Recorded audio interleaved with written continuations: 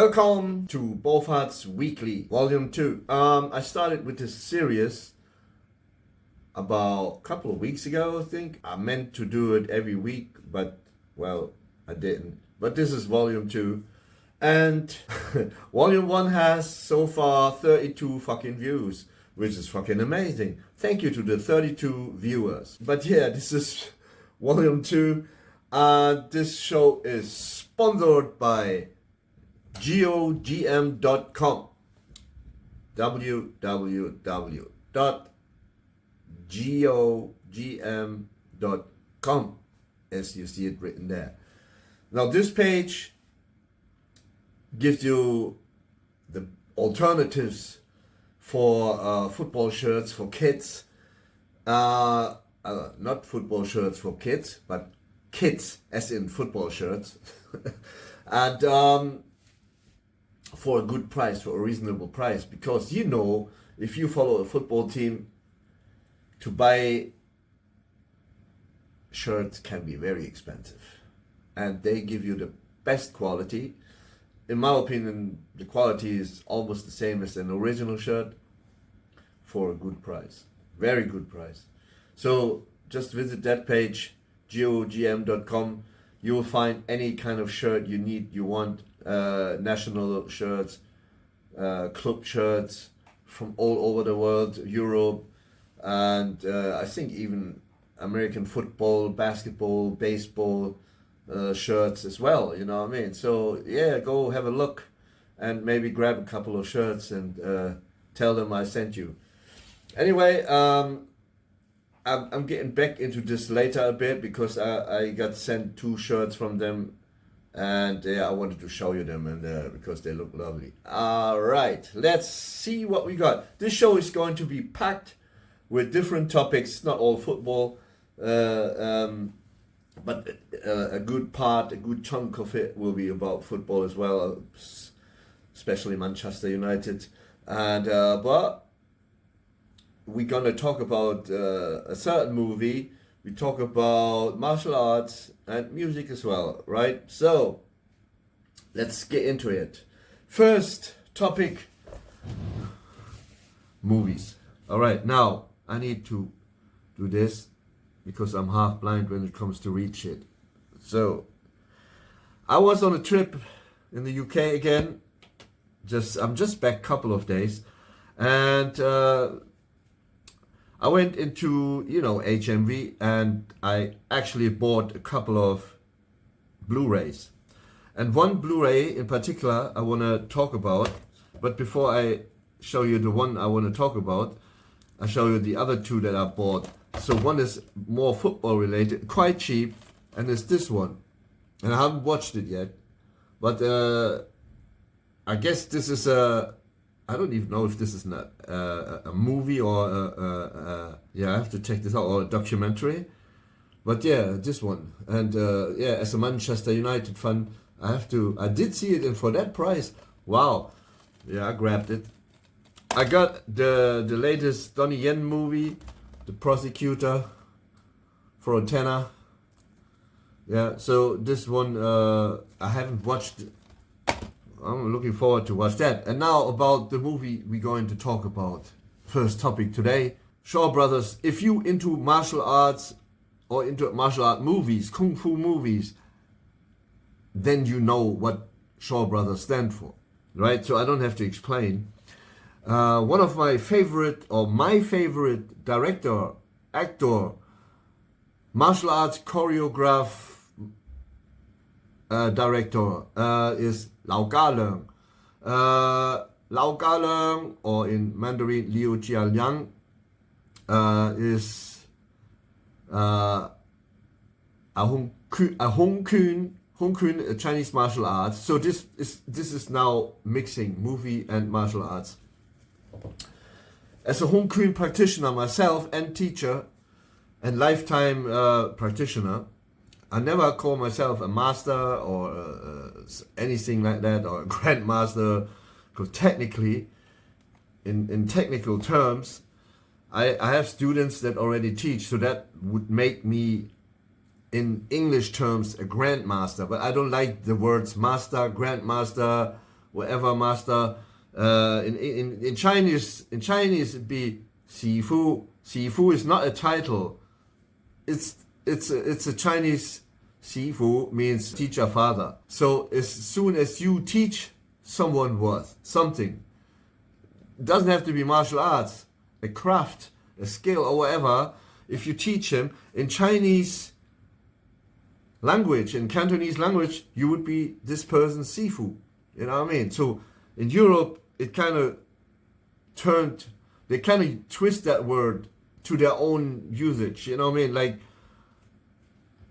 sifu is not a title. If you practice 10 years Wing Chun, you're not a sifu. You know, they cannot give you a certificate and saying you are now a sifu. You're only a sifu if you teach someone, all right? And then you can be a good sifu and a bad sifu. You know what I mean? The word sifu not automatically explains or tells people how good you are. You know what I mean? Just because you teach someone doesn't mean you're good. You know what I mean? So sifu, that word here in Europe became something like a master of, you know, something like that. But it's not. So anyway, don't want to get into that, politics and all that. I turned away from the martial world. I practice and teach Hong Kun still, but I turned away from the martial world for my own reasons. But let's come back. So my style is Hong Ga Kun, which means Hong family fist. Hong Ga Kun. If you're into movies, you know about Wong Fei Hung. Wong Fei Hung is the master of Hong Ga Kun. It's a real life master from the old days, and he has students. One of his students, Lam Sai Wing. Lam Sai Wing had a student called Lao Zham. Lao Zham is the first person from that circle who got into movies. So as a Hong Kun master, he was invited to help out with the choreography or maybe even history about Hong Ga Kun, and he played his own sifu Lam Sai Wing in the old black and white movies, the Wong Fei Hung black and white movies. In the first Wong Fei Hung movie is from 1949, and it's always Guan Taking who plays Wong Fei Hung. So Lao Zham had a lot of appearances in those early black and white Wong Fei Hung movies. Lao Zham sadly passed away in 1963, and I think you can see him maybe the last time in 1950 something in those black and white Wong Fei Hung movies. And Lao Zham, he had sons and daughters, and one of his sons is Lao Ga Leung. And Lao Ga Leung can be seen in those old black and white movies already as a young man, or like even as a young lad when he's 16, 17, being a stuntman. You know what I mean? So he got into the movies, and then at some point he was hired by Shaw Brothers as a martial art director. So what he did in the early Zhang Che movies, he was always doing the martial art choreography, and at some point he started to make his own movies. So, and to name a few famous of his movies, 36 Chambers of Shaolin, that's one of his most famous movies. He's got so many other movies that you, as a martial art movie, kung fu movie fan, will know, and you know him.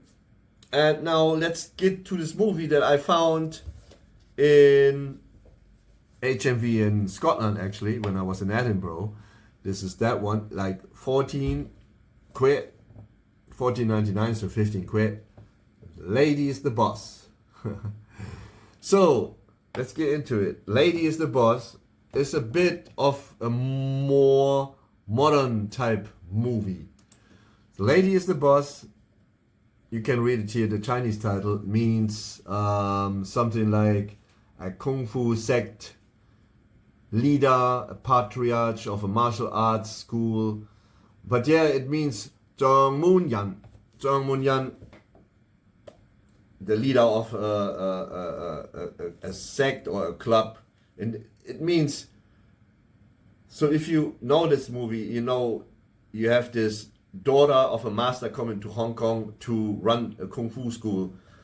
And she's pretty young and has complete different ideas how to run a school than the Lau Ka-leung, who is the master of that school. So there will be modern and traditional conflicts, and it's quite funny. I mean, the movie is from the early 80s. Okay, now I will open another page here while I talk to you guys. So The Lady is the Boss is from 1983. It's a martial arts comedy, right? And it stars Lau Ka-leung as the master of that school, but since his master's daughter comes from the States to Hong Kong, he has to follow her. You know what I mean? Which is funny, and she's bringing all this American flavor and this modern view on martial arts into this, and changes the training, and at some point it all collapses, and then he has to come back and save the day, right? So why I love this movie so much is there's so many like small things,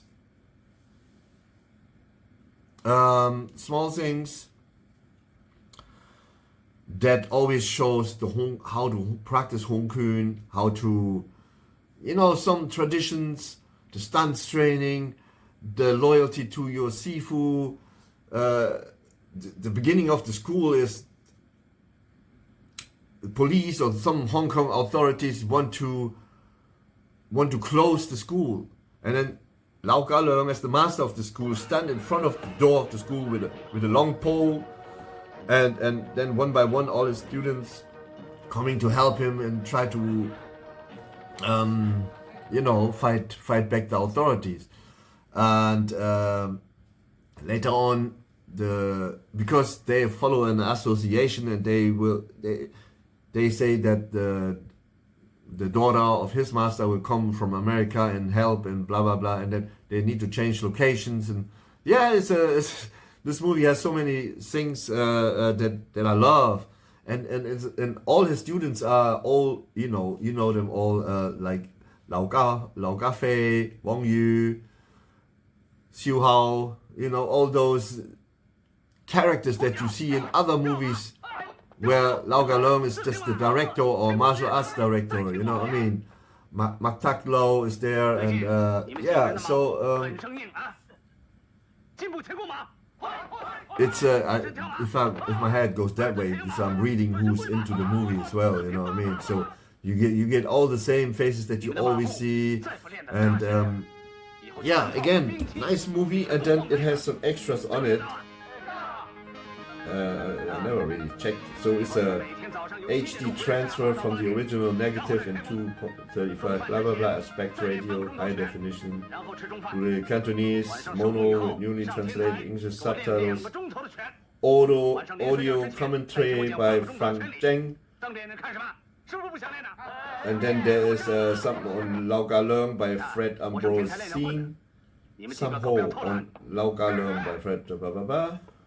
Some original. I haven't unwrapped this one, and there's a poster in it as well. And yeah, so Moon-yan, nice movie. I can just recommend it to everyone. And yeah, it has some funny bits. It has some BMX bike driving in it, and shit like that. So quite funny.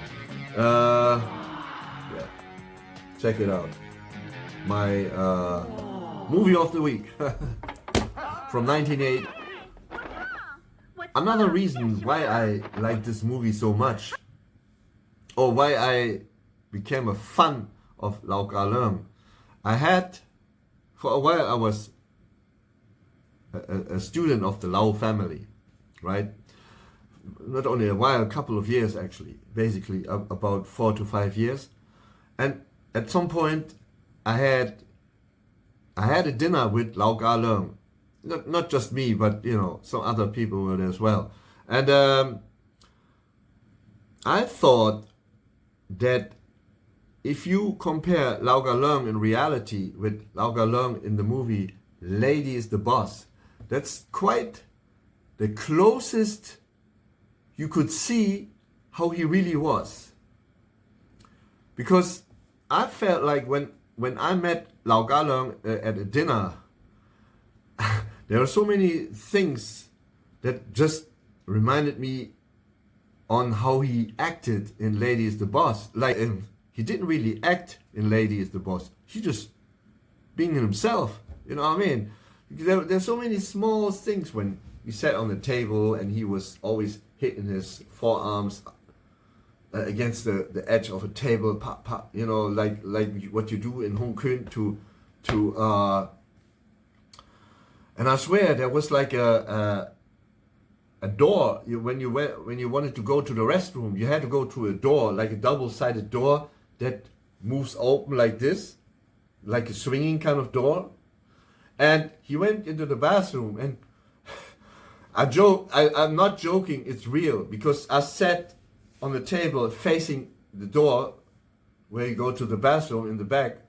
And when he came back, he opened the door this way with both hands, like you know, like you imagine in a movie and something. He opened like, and then he stood like there for a second, and then kept moving on, like, you know what I mean. So he was like, and when he talked about martial arts, his eyes was like, you know, really sparkling. It was like you could really tell that he loved martial arts, Hong Kong especially. And at some point he also asked me which of his movies were I liked most, and it was really hard to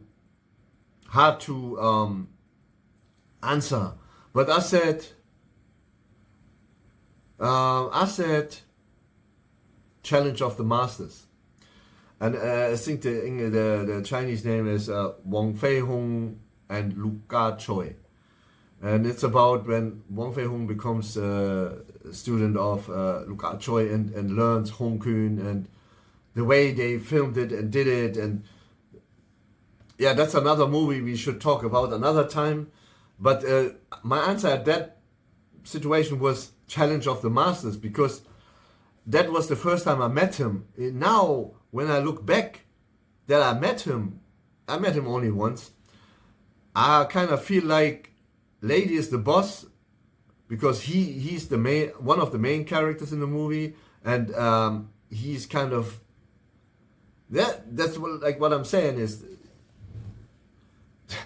the way he acts in the movie is the way he is in life, or was, you know what I mean? So yeah, that was great. That was a great day. Still thankful to the person who brought me there. And yeah, rest in peace again, Lau Ka Leung, one of the greatest in the movie world, but also in the martial arts world. Yeah, we all loved him. If you're into football, you absolutely love your football kid. And yeah, I'm working with a company called GeoGM. This is one word, right? GeoGM.com. They've got a homepage, and you find all sort of shirts on there. Not only regular football shirts, like all the seasons. You can even search for like retro from the 80s or even 70s. They got it all, you know what I mean? They got you covered for a fucking nice price, right? But they also sometimes do shirts. I'm not sure, but I found a shirt on there. That I never see anywhere else, you know. So I guess they just made it up themselves. Because Adidas don't have that shirt. It doesn't matter. Wait, I need to stop the alarm. It's fuck, you know. All right.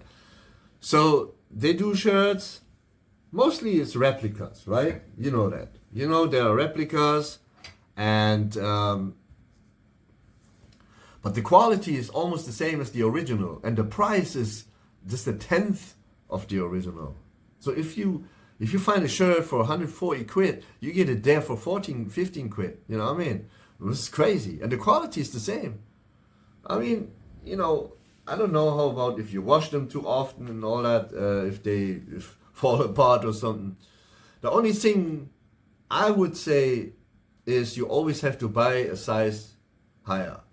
So, you know, if you wear a shirt with the size XL, you're better off buying XXL. If you wear shirt size M, you buy L.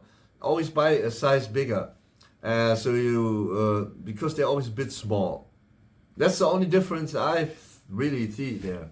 And there are more differences, but I'm not like a specialist about clothing and all that.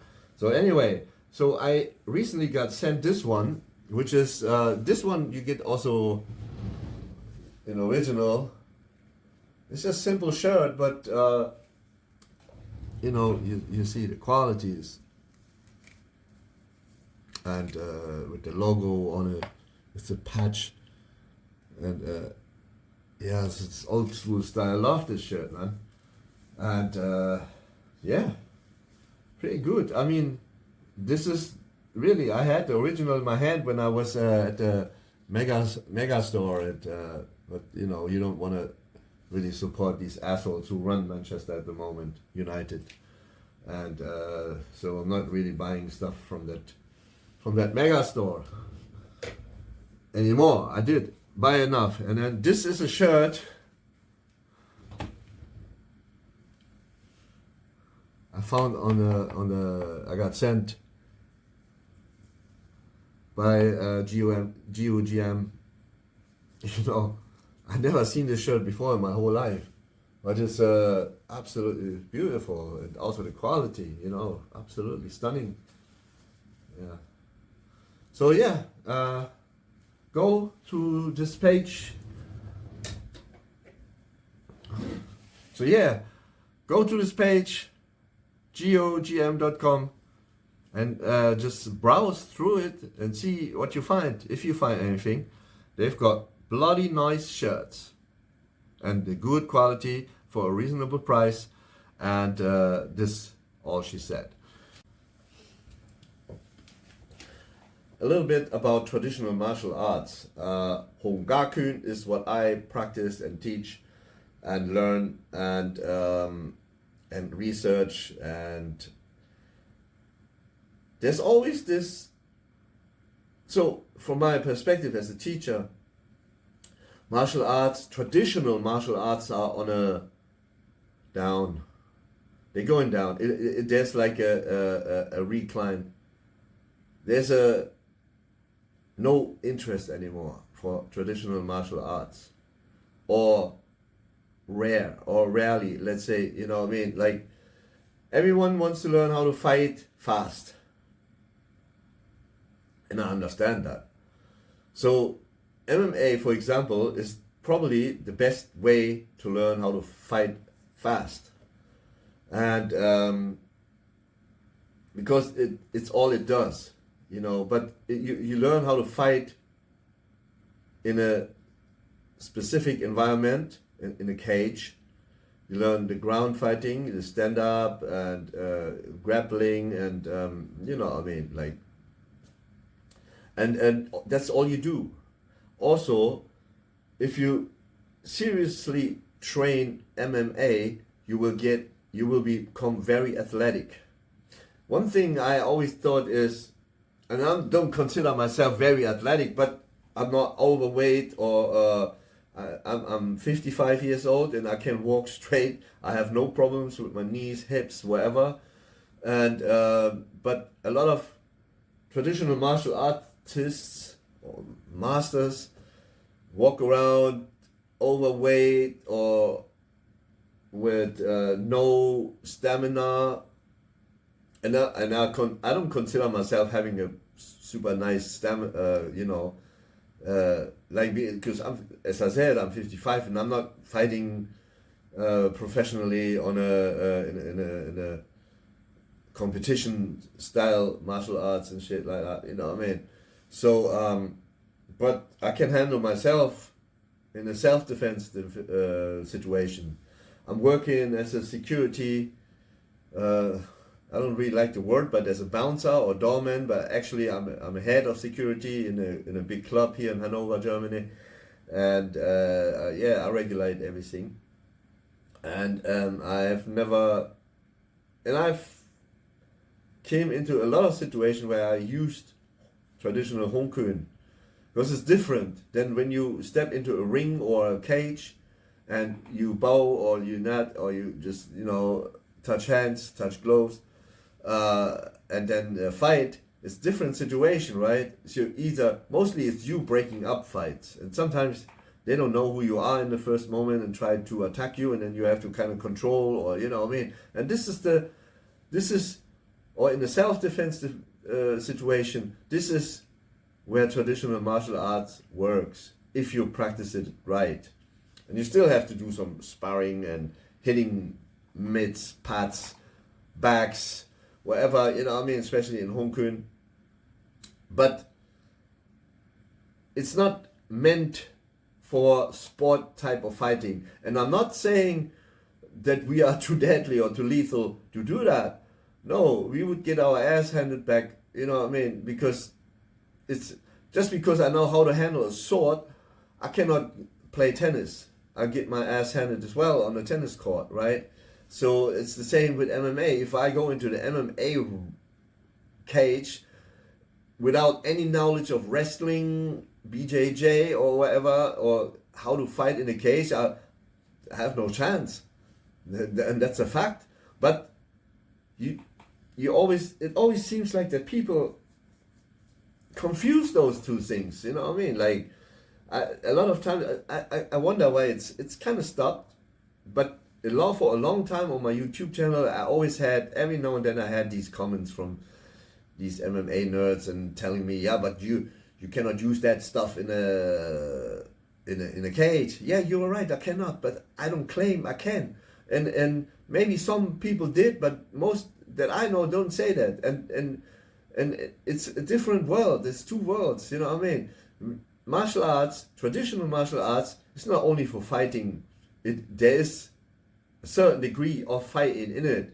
And if you practice it right, you might be able to actually to defend yourself or your loved ones in a situation, you know what I mean? So two things. I mean, we do sandars, which is a Chinese style of kickboxing. It has these we don't have elbows, we don't use elbows, or but we use wrestling type of takedowns in sandar, right? Which is a big advance for stand-up fighting, any type of stand-up fighting, because most don't do that. They have sweeps maybe, you know, but not wrestling type of takedowns. Anyway, but this is just for the sport combat type side. Our main focus is Hongakuen, and yeah, so people talk shit about practicing forms. They look at it as a waste of time. I don't agree. I agree on one thing. Just by practicing form, you cannot learn how to fight. A form, the name already teaches you the proper form for a punch. You know, even if you're in a let's say if you're in the form, you hold your hands like this. You know, that's the traditional way of learning how to punch. Later, you can also stand like this and punch, pop. You know, you learn all the same strikes, but the starting point is a bit different when you learn it in the forms. Forms also practice your brain, because let's say a Hungar form can have more than 250 moves, and you have to remember those 250 moves and where to breathe in, where to breathe out. And when you do the whole form, this is a good workout as well. At the same time, you polishing your technique by practicing the form. Even you don't hit anything and you don't do sparring, you have at least a clean technique. doesn't mean you know how to apply it. You have to hit something to feel what it's like to hit something, you know what I mean? The impact. And Hong-Kun is very famous for conditioning the hands, the forearms, and yeah, but that's the difference. And also forms, once you learn a form, you complete a form and you practice it, you will always focus on what you do. But at the same time, the longer you practice this, you learn to notice everything around you without looking at it. It's just like you sit on a chair in the middle of the room and just look straight. All right. After a while, your senses will sharpen up because you notice everything around you. Now do the same thing with movements. Pa pa pa pa. Turn this way. Ta ta ta ta. Now, this is your awareness. Your sense of awareness is just getting higher. Enhanced, and you can take this over to your everyday life, like walking on the street, on a sideway, walking through the city with loads of people. Your awareness is enhanced now, and so you recognize things earlier. You know what I mean? So you could actually avoid sticky situations by that. You know what I mean? So it's in a sense, it also helps you to avoid fights. And that's what we want. We want to avoid fights. We don't want to get into fights. We want to avoid fights. But if you have to fight, you should be able to use what we learn, right? So that's the difference. That's the difference. You learn also to handle weapons, long weapons, short weapons, double weapons. And you always can, if I know how to use a sword, I can probably use an umbrella. I can use an umbrella to defend myself. Right, as a sword, well, the technique's gonna be the same. The swinging and blocking, pop, pop, pop. You know what I mean? So, or a long weapon like a shovel or like a sweeper. You know what I mean? You can use that, the stick, or two weapons. You know what I mean? So there's a lot of weapons that you can the technique of it. You can use it. For example, I have this umbrella here, right? I can use it like a knife or like a sword. It's not gonna kill anyone, but it's confused the fuck out of people, or give them a little slap. You know what I mean? It's just an example, and that's the difference. And then it's fun. It's you diving into a different culture. You learn about a different culture, about traditions and philosophy and all that. You know what I mean? So, yeah, don't judge it. Don't judge something you don't know. You know what I mean? And I love boxing. I love MMA. I love modern martial arts the same as I love traditional martial arts. Everything has its place in its world. The last topic today is, I've been to England. I've been to the UK, actually. I've been to Manchester. We flew over to England on October 24, and on October 25 we played Brighton at home in Old Trafford. And I was there. I had a ticket I had a real nice ticket, real close to the pitch at the half line.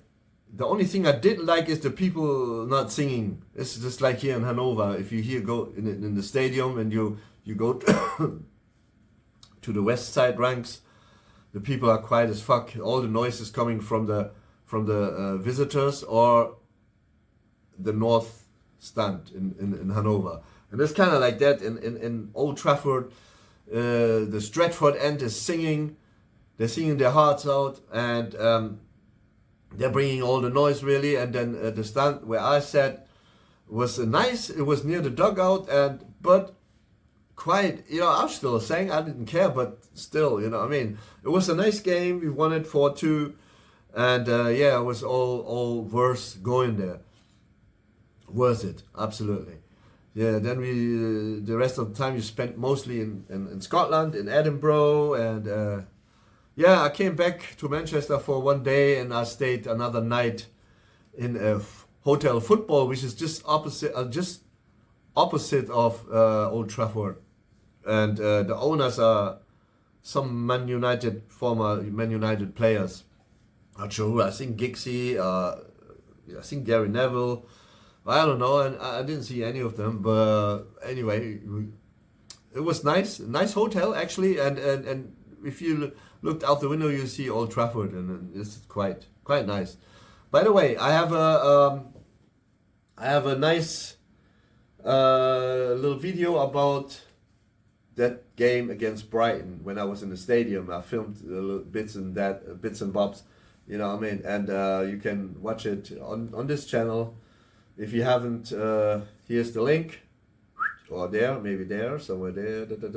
I have to do it later, but it's gonna be here or there.